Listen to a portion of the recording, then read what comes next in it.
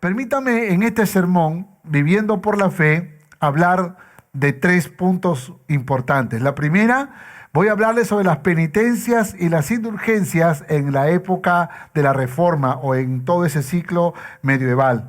Luego vamos a hablar sobre el inicio de la Reforma protestante propiamente y luego las resoluciones para nuestro tiempo. Vamos con la primera, penitencias e indulgencias. Martín Lutero protestó contra la primicia y autoridad universal del papado como institución divina, contra la doctrina de la existencia del purgatorio.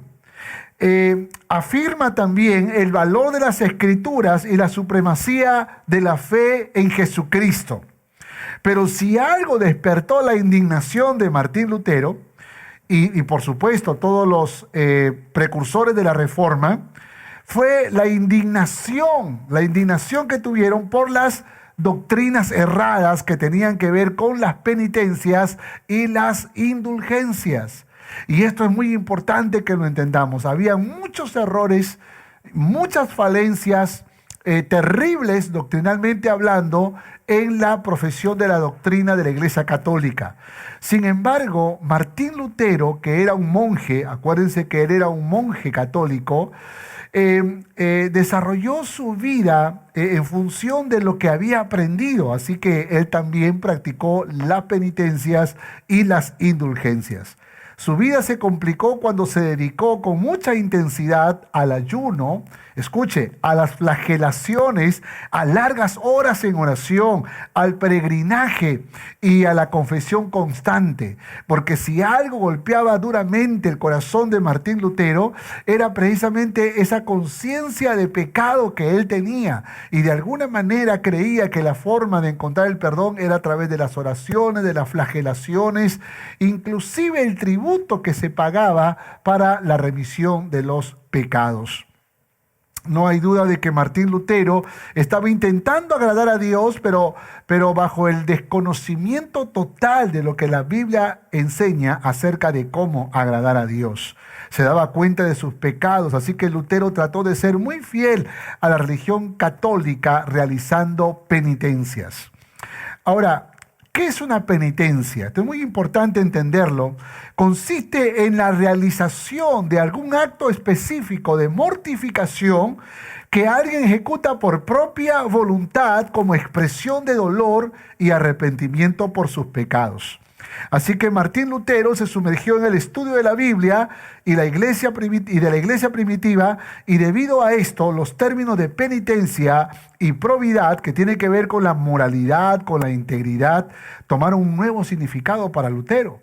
Convencido ahora de que la iglesia había perdido la visión de varias verdades centrales que el cristianismo enseñaba en las Escrituras, siendo una de las más importantes de ellas, la doctrina de la justificación solo por la fe. Déjenme hablarles ahora sobre las indulgencias. Además de sus deberes como profesor, Martín Lutero sirvió como predicador y confesor en la iglesia de Santa María de la ciudad de Wittenberg. También predicaba habitualmente en la iglesia del Palacio de Wittenberg, de tal manera que habían 2 iglesias católicas donde él solía dar sus enseñanzas. Fue durante este periodo cuando el joven sacerdote se dio cuenta de los efectos de ofrecer indulgencias a los feligreses. Una indulgencia, para que puedan entenderlo, es la remisión del castigo temporal que aún se mantiene por los pecados después que la culpa ha sido eliminada por absolución. En aquella época cualquier persona podía comprar una indulgencia, ya fuera para sí misma o aún para los parientes que ya habían muertos y que deseaban que salgan del purgatorio y sean llevados derechito hasta el cielo. Y para eso había una cuota que pagar. Las indulgencias eran certificados que se vendía en esa época para conseguir que la gente no se quedara en el purgatorio o que los pecados sean perdonados. Cuanto más pecados hubieses cometido, pues más tenías que pagar por el perdón de tus pecados. Así que estas enseñanzas no eran otra cosa que farsas y mentiras que se creó el Papa León X, que era el Papa de la época, porque dentro de sus proyectos tenía la construcción de la Basílica de San Pedro. Y esto es muy triste, usted puede encontrar muchos artículos que hablan acerca de esto, pero hubo un hombre que acompañaba o que apoyaba al Papa León X llamado Johann Tetzel, que era precisamente quien se encargaba de la venta de las indulgencias. Y con este dinero, por supuesto, querían terminar o financiar la edificación de la Basílica de San Pedro. Déjeme ir al segundo punto rápidamente, el inicio de la Reforma. A los 33 años, Martín Lutero, en 1516, predicó 3 sermones contra las indulgencias, pero su enojo siguió creciendo y según la tradición, estos acontecimientos fueron suficientes para dar el paso más histórico que se conoce como la Reforma Protestante. En el 31 de octubre de 1517, cuando Martín Lutero tenía 34 años, él tomó la decisión de escribir 95 razones por las cuales se rebelaba ante el engaño de la Iglesia Católica y clavó este documento en la puerta de la iglesia del Palacio de Wittenberg, o Wittenberg, como quiera usted llamarlo, como una invitación abierta a debatirlas con los religiosos de la Iglesia Católica. La tesis condenaba la avaricia y el paganismo en la Iglesia como un abuso y pedía una disputa teológica en relación a las indulgencias y a las penitencias. Las 95 tesis de Martín Lutero fueron traducidas rápidamente al alemán y ampliamente copiadas e impresas. Al cabo de 2 semanas se había difundido por toda Alemania y en solo 2 meses ya había sido difundido por toda Europa. Ahora, déjenme acotar algo muy importante aquí. La razón por la cual esa difusión fue veloz fue por el desarrollo de la imprenta. Y aquí es donde yo tengo que hablarles de aquel que fue el instrumento de Dios para diseñar la imprenta. ¿Cómo se llamó ese hombre? Johannes Gutenberg. La historia dice que Johannes Gutenberg nació en el año 1400 promedio y vivió 68 años. Es decir, él murió en 1468, pero escúchame por favor, no conoció a Martín Lutero. Sin embargo, este hombre que era un cristiano que amaba a Dios, sabía la importancia de poder imprimir la Biblia. Y su gran proyecto de vida era eso, imprimir la Biblia. De hecho, que él tenía una edición, pero necesitaba ahora mucho dinero para imprimir 150 Biblias que en esa época se transcribían a través de los famosos escribanos. Así que él quería encontrar una forma más rápida de poder imprimir estas Biblias que todavía estaban en los idiomas originales o en el latín, pero que de alguna manera quería que sea propagada este manual, este material tan importante que nosotros entendemos que es la palabra de Dios.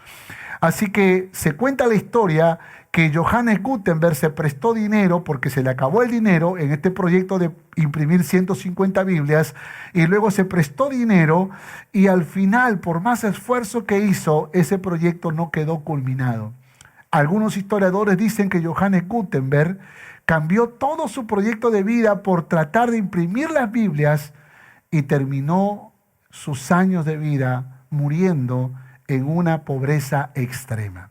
Puede que algunos interpretan o explican que Johannes Gutenberg cometió el error más grande de su vida, pero yo no creo eso. Yo creo que Johannes Gutenberg era un hombre de fe, era un hombre que se estaba dejando guiar por el Espíritu de Dios para poder empezar un proyecto y un plan y el desarrollo de la imprenta que 50 años más tarde, escuche esto, 50 años más tarde, en las manos de sus discípulos, de aquellos que aprendieron el uso de la imprenta, pudieron ayudar a Martín Lutero en la propagación de las 95 tesis de la Reforma además de otros proyectos de materiales impresos y aún la misma Biblia que fue traducida al alemán, impresa y promovida con una velocidad increíble. Así que yo lo que veo es que este hombre llamado Johannes Gutenberg era un hombre de fe que obedeció a Dios aun cuando tuvo que sufrir la pobreza para poder empezar un sueño, un proyecto que finalmente sirvió 50 años después para la reforma de Martín Lutero. El año 1518, cuando tenía 35 años, Lutero se oponía de manera implícita a la autoridad del sumo pontífice, el Papa León X, por lo que declaró a Lutero hereje y escribió una refutación académica de su tesis. Y ahí entonces se da un debate de escritos. En ella mantuvo la autoridad papal sobre la iglesia y condenó cada desviación como una apostasía. Por supuesto, Lutero replicó de igual manera y se desarrolló una controversia de artículos escritos. Voy avanzando rápidamente. A los 36 años, en 1519, los escritos de Lutero circulaban ampliamente por Francia, Inglaterra, Italia, y los estudiantes se dirigían a Wittenberg para poder escuchar a Lutero, quien publicaba ahora sus comentarios sobre la epístola de Gálatas y sus estudios de los Salmos. Vamos al tercer punto, resoluciones. Romanos capítulo 1, el texto que mi esposa hizo lectura, resalta 3 verdades poderosas. La primera está en el verso 8. Dice, primeramente doy gracias a mi Dios, mediante Jesucristo, con respecto a todos vosotros, que vuestra fe se divulga por todo el mundo. Por todo el mundo. Vuestra fe se divulga por todo el mundo. Escuche, mi hermano, la fe es visible. La fe es visible. La gente necesita ver tu fe. La gente necesita ver tu confianza. La palabra griega es pistis, que significa credibilidad, convicción, confianza, constancia en la verdad del Evangelio. La gente quiere ver tu fe. La gente quiere ver tu confianza, quiere ver tu convicción, quiere ver la forma en que tú te mueves en medio de una pandemia como la estamos viviendo, como la que estamos viviendo. El otro está en el verso 12. Dice, esto es para ser mutuamente confortados por la fe que nos es común a vosotros y a mí. En otras palabras, confortados por la fe implica que la fe es testimonial. La fe es testimonial. Y en vez de hablar cualquier cosa que tal vez no es trascendente, hablemos acerca de cómo Dios nos ha protegido, cómo Dios nos ha librado, o cómo Dios nos dio la fuerza para enfrentar la enfermedad o la pérdida de un ser querido, cómo hemos superado cada momento difícil que nos ha tocado vivir en la vida, porque es necesario que seamos confortados por nuestra fe. Y lo tercero aparece en el verso 17, que es el verso lema de la Reforma, porque en el Evangelio la justicia de Dios se revela por fe y para fe, como está escrito, mas el justo por la fe vivirá. Por la fe vivirá. La fe es elemental. La fe es necesaria para poder acercarnos a Dios. Así que note, la fe es visible, la fe es testimonial y la fe es elemental. Una versión va a decir así, pues el Evangelio nos muestra de qué manera Dios nos hace justos, y es por fe, de principio a fin. Así lo dicen las Escrituras, el justo por la fe vivirá. Poderoso, poderoso. Acordémonos que la pregunta central que planteaba Lutero y que en realidad se plantea cualquier cristiano es ¿cómo llegar a ser justo ante los ojos de Dios? La contestación que daba Lutero a esta pregunta central era la siguiente: sola fides. Es decir, solamente se necesita para ello la fe, solo la fe. Lutero decía que en la Iglesia Católica la fe había quedado supeditada a la ley. Y había que cumplir indulgencias, cumplir toda una serie de mandatos, toda una serie de normas sin sentido, tan solo por el mero hecho de cumplirlas.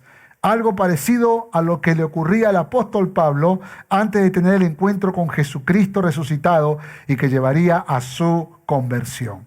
La fe, decía Lutero, es mirar a Cristo, es unirse a Cristo, es conformarse a Cristo, a su vida.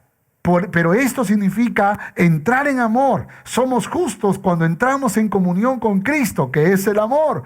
Por eso la fe, si es verdadera, si es real, se convierte en amor, se convierte en compasión, se expresa en misericordia. Una fe sin compasión, sin este fruto, no sería verdadera, sería una fe muerta.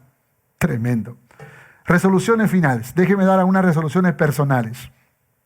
La valentía, escúcheme esto, la valentía no genera fe, pero la fe sí genera valentía. Lo mejor que te puede pasar en la vida no es que camines envalentonado pensando que nada te va a suceder. No, ten cuidado porque hay mucha gente que anda por las calles mostrándose valiente, pero la valentía no produce fe. Sin embargo, la fe sí produce valentía. Si tú tienes convicción de salir a bendecir al necesitado, si tú tienes convicción de ayudar a aquel que lo requiere, aún orar por los enfermos, si Dios pone esa convicción en tu corazón, tiene que ser el resultado de una fe sincera y honesta en que Dios te ha mostrado su propósito y por esa razón, en obediencia a Dios, haces lo que te toca hacer. Segundo, las obras no salvan, pero sí son la evidencia de una fe verdadera. Es importante que nosotros entendamos que no es por obras para que nadie se gloríe, es por fe. Sin embargo, la fe sin obras es una fe muerta. Para que la fe tenga vida, tiene que evidenciarse a través del amor, la misericordia, la compasión. Martín Lutero demostró esa fe. La fe inquebrantable no es la fe que nunca sufrirá, sino más bien la que soporta la aflicción con gozo y propósito. ¡Qué tremendo! Hola, gracias por mirar este video. Espero que haya sido de bendición para tu vida. Y por favor no olvides de suscribirte en este canal y darle like si te gustó el video. Y compártelo para que juntos podamos ser de bendición para nuestra ciudad, para nuestra nación y el mundo entero. Que Dios te bendiga.